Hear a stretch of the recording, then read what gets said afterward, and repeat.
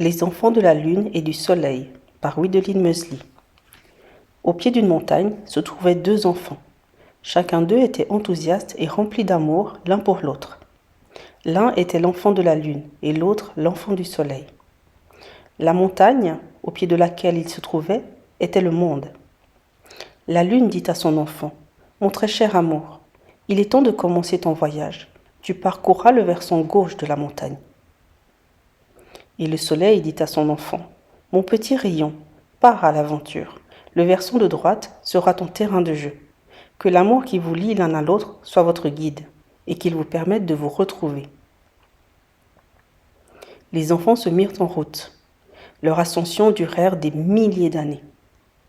Au fur et à mesure qu'ils visitaient le monde et qu'ils grimpaient, chacun de leur côté, le souvenir qu'ils avaient l'un de l'autre s'effaçait, à un tel point qu'ils oublièrent s'être connus un jour. Ils en oublièrent même leur propre identité. Le monde les transforma. L'enthousiasme et l'amour qui les habitait lors du départ s'étaient peu à peu transformés en peine, en haine, en violence et en jalousie. À de nombreuses reprises, chacun d'eux tombèrent dans des puits de tristesse et de colère tellement profonds qu'ils en mettaient des années à en sortir. Mais à l'approche du sommet, leurs sentiments s'allégèrent. La peine, la haine, la violence et la jalousie qui auparavant les accablaient firent à nouveau la place à l'amour et à la joie. Lorsqu'ils arrivèrent au sommet de la montagne, tous deux se reconnurent et les souvenirs revinrent. Ils se rappelèrent à nouveau leur véritable identité. Alors qu'ils fêtaient leur retrouvaille, il y eut un phénomène inattendu, une éclipse solaire. C'étaient leurs parents qui, ensemble, les avaient rejoints. La lune demanda à son enfant : « Mon très cher amour, raconte-moi le monde, qu'as-tu vu ?» L'enfant de la lune répondit : « Mère, le monde était vaste et en même temps tellement restreint. Les gens changeaient d'apparence selon l'endroit où ils habitaient. J'ai voulu porter le déguisement de la différence et m'affirmer ainsi. Mais cela m'a amené à rencontrer le mépris et le rejet. Au début, je ne comprenais pas, car un humain reste un humain, même si certains de ses traits sont différents d'autres humains. On m'a condamné à de nombreuses reprises. On a inventé des choses sur moi, afin que, pour chaque problème, je sois toujours la coupable.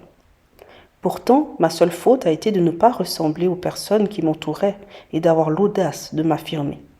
Beaucoup auraient préféré voir en moi la manifestation des idées préconçues qu'ils avaient de moi. » Le soleil demanda à son enfant : « Mon petit rayon, dis-moi, que retiens-tu de ton voyage ?» L'enfant du soleil répondit : « Oh, père, moi aussi je me suis déguisé. J'ai porté un costume de roi et j'ai amassé des fortunes phénoménales. Les humains m'ont glorifié. Certains ont vu en moi un dieu. Même les plus pauvres me donnaient tout ce qu'ils possédaient, en pensant que j'allais leur porter chance ou leur donner en retour. Mais la richesse m'a fait rencontrer l'arrogance. L'arrogance m'a pris sous son aile et elle m'a présenté à ses amis l'orgueil et l'égoïsme. Alors je n'ai jamais redonné ce que le monde m'a offert. Je craignais trop de perdre quelque chose. » Après avoir écouté les récits des enfants, la lune et le soleil dirent d'une même voix : « Nos chers enfants, il est temps pour vous de retourner dans le monde. Mais cette fois, vous serez ensemble, main dans la main. Vos souvenirs ne disparaîtront plus. Vous irez à la rencontre de vos frères et sœurs qui ont perdu la mémoire, comme vous, sur la montagne. Vous leur raconterez ce que vous avez vu et vous leur rappellerez leur véritable identité.